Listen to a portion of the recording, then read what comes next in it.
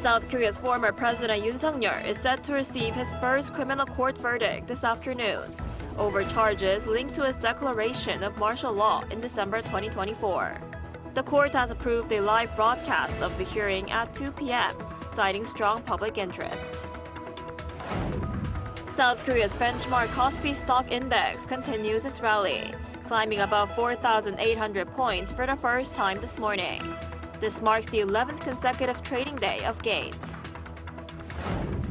The UN Security Council hosted an emergency meeting on Iran as violent protests continue to intensify across the country. Meanwhile, the U.S. issued sanctions on Iranian officials accused of leading the deadly crackdown, while President Donald Trump warned Tehran to stop the killings. Hello and thanks for joining us on Arirang News. We begin today with former President Yoon, who's set to receive his first court verdict this afternoon over charges tied to his brief declaration of martial law in December 2024. The Seoul Central District Court will hold Yoon's sentencing hearing at 2 p.m. on charges of obstructing public duty and other violations related to the failed martial law attempt. The court has approved a live broadcast of the hearing, citing strong public interest. Prosecutors say Yoon blocked investigators from detaining him in January 2025, violated the rights of 9 cabinet members by excluding them from a key meeting, and later drafted and destroyed a revised martial law proclamation after the decree was lifted. The ruling comes just days after a special counsel team sought the death penalty against Yoon on separate insurrection charges. And a day after returning from Japan, President Lee Jae-myung stressed the need to bridge divides and work together to safeguard South Korea's national interests. His comments come a day ahead of a lunch meeting with leaders from across the political spectrum. Our Blue House correspondent Song Yoo-jin reports. Having wrapped up back-to-back summits in China and Japan, President Lee Jae-myung stressed the growing importance of diplomacy during a weekly meeting with his top aides on Thursday. 국제 질서의 불확실성이 증폭될수록 영내의 평화와 안정이 기요합니다. 그렇기 때문에 상호 존중과 이해를 바탕으로 갈등 속에서도 균형점을 찾고 호혜적인 접점을 늘려가는 지혜로운 실용 외교가 어느 때보다 중요합니다.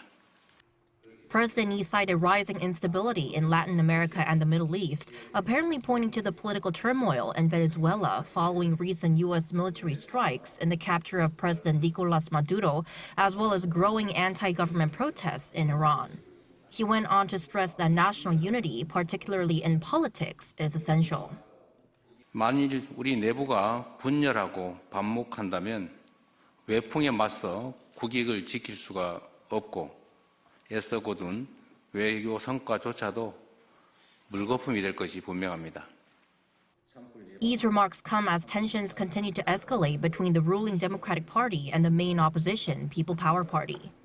On Thursday, the Nat'l Assembly opened a plenary session and placed a bill proposed by the DP to appoint a second special counsel to launch follow-up probes into former President Yoon, former First Lady Kim Gon-hee, and the death of a Marine during flood rescue operations in 2023.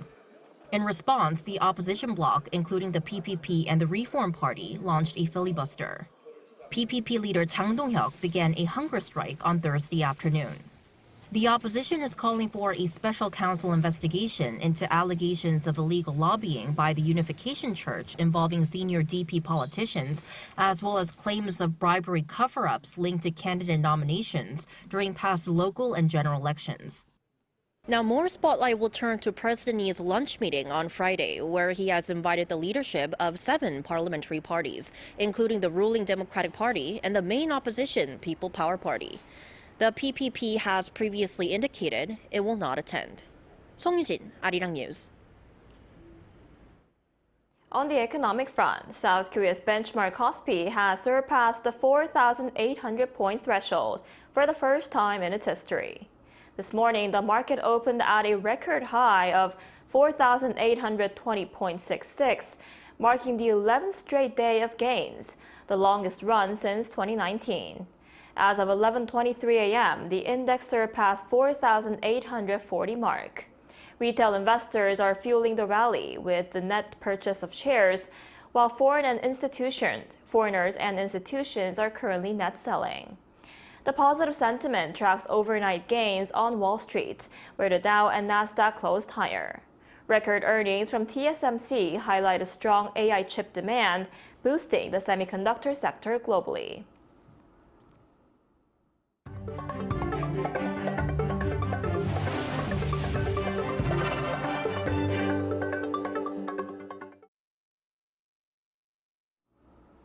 The United Nations Security Council has held an emergency meeting to address Iran's deadly crackdown on protesters. Meanwhile, U.S. President Donald Trump has warned that the U.S. could intervene unless the killings stop. Our Kim Bo-kyung tells us more. The UN Security Council convened an emergency session on Iran in New York on Thursday local time requested by the U.S. This comes after the human rights activist news agency reported that more than 2,500 people had been killed in Tehran's violent crackdown on protests. The U.S. ambassador to the UN said the U.S. stands by people of Iran and that President Trump is considering all options. President Donald J. Trump and the United States of America stands by the brave people of Iran. Colleagues, let me be clear. President Trump is a man of action, not endless talk like we see at the United Nations. He has made it clear all options are on the table to stop the slaughter. The White House spokeswoman Caroline Leavitt said on Thursday that Trump had warned Tehran to stop the killings. What I will say with respect to Iran is that the president and his team have communicated to the Iranian regime that if the killing continues, there will be grave consequences. While saying that 800 executions that were scheduled and supposed to take place were halted, Trump is closely monitoring the situation, added the spokeswoman. Meanwhile, the U.S. has imposed sanctions on key Iranian officials and military figures who led the deadly crackdown.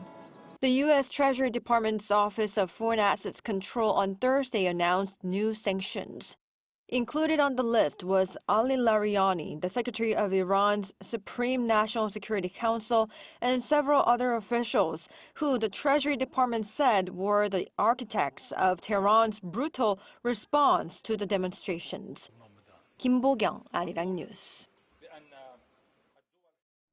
And the United States and Taiwan have signed a sweeping trade and investment deal that lowers tariffs on Taiwanese goods to 15% and brings $250 billion in new Taiwanese investment into the U.S. semiconductor and technology industries.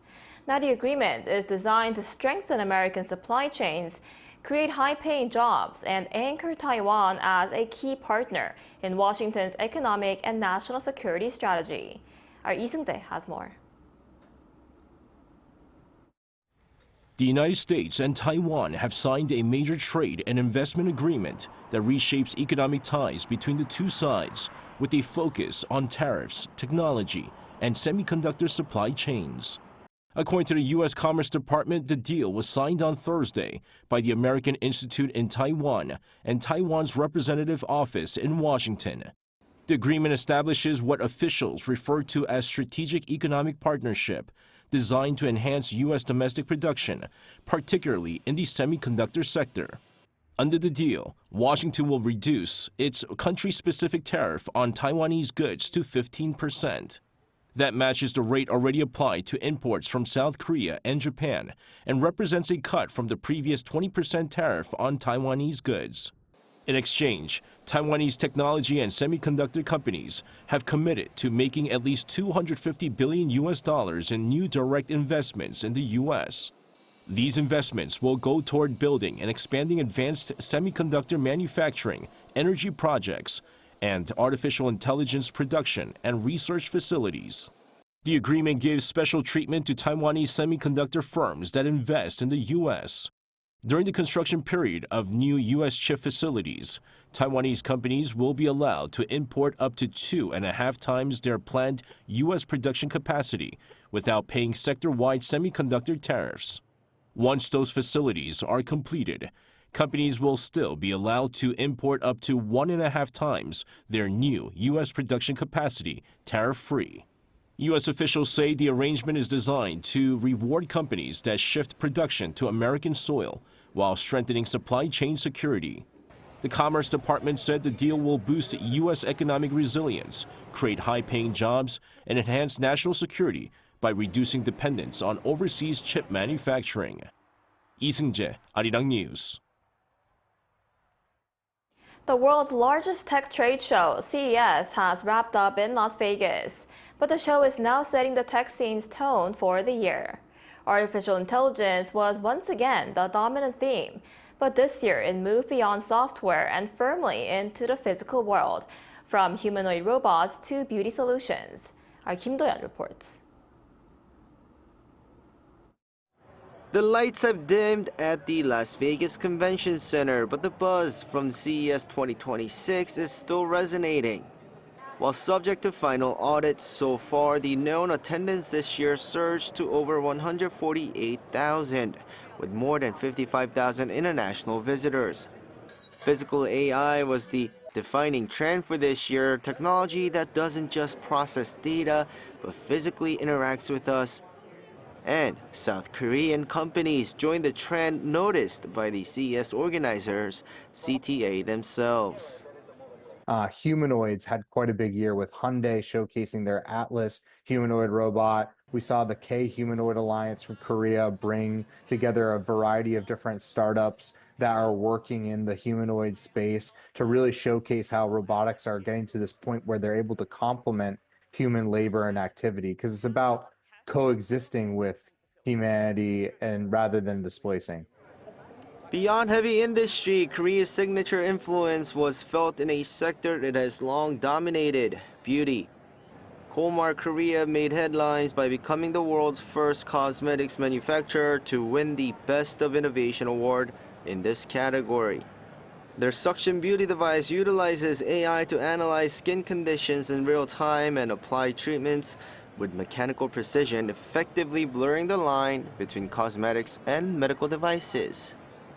So working to the idea that some people, when they want to get that feeling of better, maybe they don't want to have the stories associated with a scar that they have. Well, how about being able to cover it up with a tech device that can precisely treat it? And that's something that Kolmar Korea was doing that I found to be really quite compelling.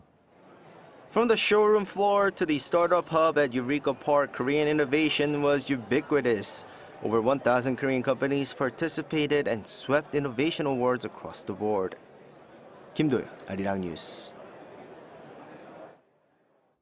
From ramen to traditional hats, the Korea Image Awards ceremony has honored people, companies, and objects that have contributed to Korea's cultural image this past year. Our An Sung-jin was there. The Korea Image Awards ceremony has returned. The annual event, hosted by the Korea Image Communication Institute since 2005, recognizes individual, objects, and organizations that have contributed to Korea's global image. The event underscores the importance of promoting Korea's national image, both at home and abroad, bringing together diplomatic envoys and leaders from various fields. This year, the Korea Image Stepping Stone Award was given to the Black Label for its original soundtracks for the Netflix animated film K-pop Demon Hunters. The Institute said that the record label played a pivotal role in establishing K-pop as a mainstream force in global pop culture by topping Billboard charts. We didn't expect the film to do so well, but we're very honored to have contributed to sharing Korean culture and its music to a global audience. The Korea Image Firestone Award was given to the traditional Korean hat, kat, as a symbol that embodies Korea's unique aesthetics. And the Harmony Pebble Award was given to Samyang Foods for captivating palates around the world through its spicy ramen. I think that the buldak noodle sensation has led to more awareness of K-food and K-spicy. As a company representing Korean food, we would like to further establish the culture as a global flavor. By honoring both contemporary creators and timeless traditions, The ceremony highlighted the people and objects shaping Korea's global image. An Sung-jin, Arirang News.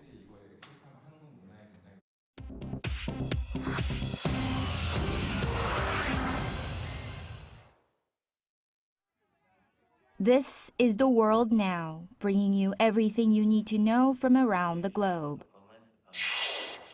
Venezuelan opposition leader Maria Corina Machado has met President Donald Trump at the White House, calling the talks productive as Washington weighs its next moves over Venezuela's political future.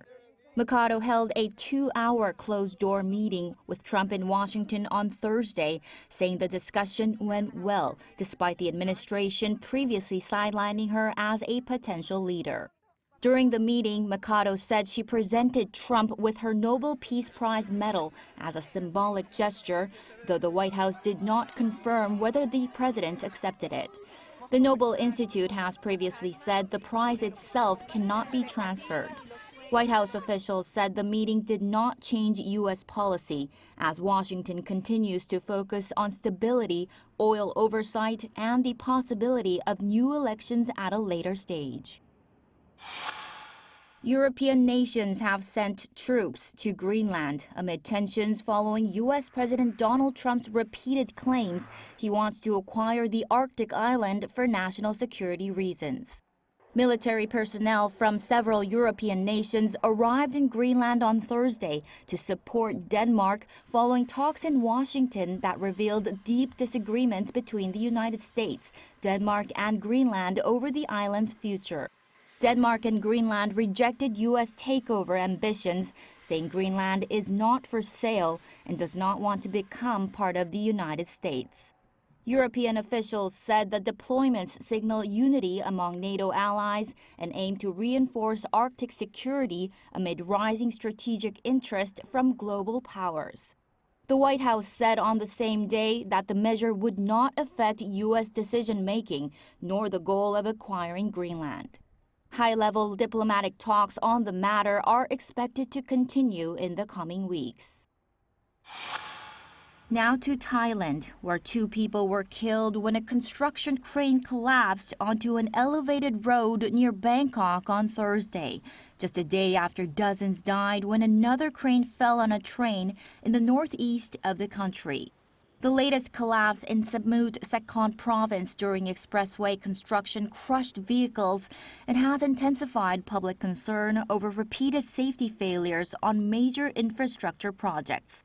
Prime Minister Anutin Chanvirakul ordered the immediate termination of contracts with the company involved in projects at both accident sites and said the government will blacklist contractors found responsible.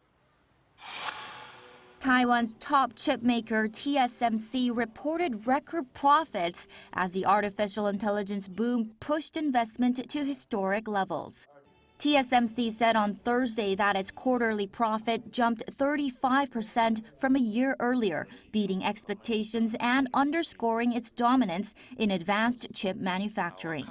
The company announced its plans to sharply increase capital spending this year, citing sustained demand from AI-related customers.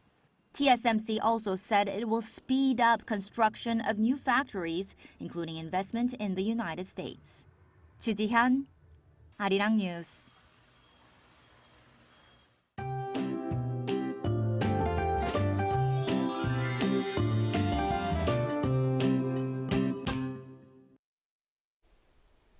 Most of the capital area was trapped in fine dust mixed with fog this morning, making conditions feel gloomy. I guess we're paying for warmer than seasonal average temperatures. Ultrafine dust level will remain bad in most parts of Korea throughout the day, with Chungcheongdo and Jeollabuk-do provinces issuing high dust emergency reduction measures. And it's not going to be as warm as yesterday, but will be hovering above the norms. Then wet weather next Monday will bring the coldest days of the season. I mean, It's about time. But again, this afternoon will be a mild one. Seoul gets up to 6 degrees Celsius. Gwangju, Busan both topping out at 15 degrees under sunny skies nationwide. But sunny skies will be blurred by that fine dust. Looking ahead, a fierce blast of freezing air is poised to take over much of Korea next week. Temperatures in the capital will drop to below minus 10 degrees Celsius. So please plan accordingly for next week.